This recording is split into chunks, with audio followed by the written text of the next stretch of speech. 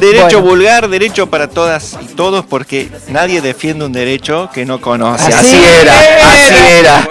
Así era él la lo cosa. dice bien. ¡Vamos! Y hoy, la columna de hoy, ¿De qué se trata? hoy vamos a hablar de ley de alquileres.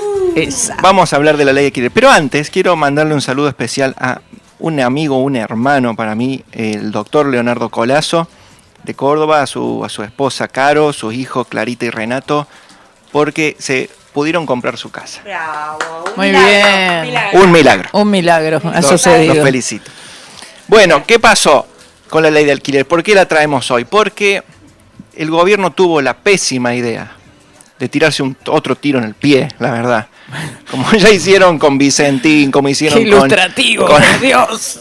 con la hidrovía, de anunciar algo que después no hacen y dejarnos a todos en manos de la incertidumbre y de la especulación. ¿Qué pasó? Dijeron, vamos a modificar la ley de alquileres. Así, en bruto, sin un proyecto, sin una idea, sin abrir un debate. Tiraron la bomba. ¿Qué pasó? La bomba explotó. Los dueños ya no querían alquilar. Por las dudas aumentaron los alquileres. Por las dudas sacaron propiedades del mercado. O sea, todo lo contrario a lo que se espera que sea una gestión estatal en apoyo del pueblo, que muchos, yo me incluyo, alquilamos, no tenemos casa, y alquilamos y necesitamos de un marco legal seguro y que nos garantice poder ejercer el derecho de alquilar un hogar con estabilidad, con una mínima estabilidad. Bueno, al final el gobierno no hizo nada, ni mandó proyecto al Congreso, ni sacó decreto de necesidad y urgencia, ni nada. Así que al día de hoy seguimos con la misma ley, pero baqueteada, cagada a piñas por el mercado, porque en el medio porque se armó todo este despelote. En pocas palabras, la ley actual, ¿cuál es? La ley que está vigente sigue siendo la ítems? 27.551, la ley que fue aprobada en el año 2020, en la pandemia, sigue estando vigente. No hubo ningún cambio, pero sí hubo una reacción social, o sea, una advertencia de lo que se dice el mercado, o sea, de las partes. Que por supuesto que fue perjudicial para los inquilinos, para los que están buscando o los que estaban justo por hacer un contrato. Hablemos un poquito de esta ley, la 27.551. Cuando se sancionó en el 2020, estábamos en pandemia, en esa época estaban suspendidos los aumentos de los alquileres, después se pagaban después, bueno, era una situación particular. Pero introdujo dos cuestiones muy importantes, muy útiles para los inquilinos. Aumentó el plazo mínimo legal de alquiler de 2 a 3 años. ¿Cuál es la ventaja de esto? Que no tenés que estar pagando la renovación del contrato, porque sabemos que cuando un contrato se vence y hay que renovarlo, por más que renovemos con la misma persona en el mismo lugar, igual hay que volver a pagar comisión, depósito, etcétera. O sea, un gasto grande para los inquilinos. Y esta ley lo pasó de 2 a 3, que no parece mucho, pero es un incremento del 50% en el tiempo. Y el otro elemento de esta ley que fue positivo fue que estableció un índice de ajuste de precios. Se estableció un mecanismo legal de ajuste de precios. Entonces el precio no puede quedar librado al arbitrio o a lo que decida el propietario, sino que se estableció el índice de precios de locación, IPL, que tiene o sea, es lógico porque es el promedio entre la inflación y los salarios. O sea, el promedio entre lo que aumentan los precios y lo que aumentan los salarios. Porque no podemos ajustar un contrato de alquiler solo al índice de inflación, porque los salarios no aumentan en esa proporción. Antes de que existiera este índice, las partes establecían un incremento, más o menos, cada 6 meses, cada 3 meses.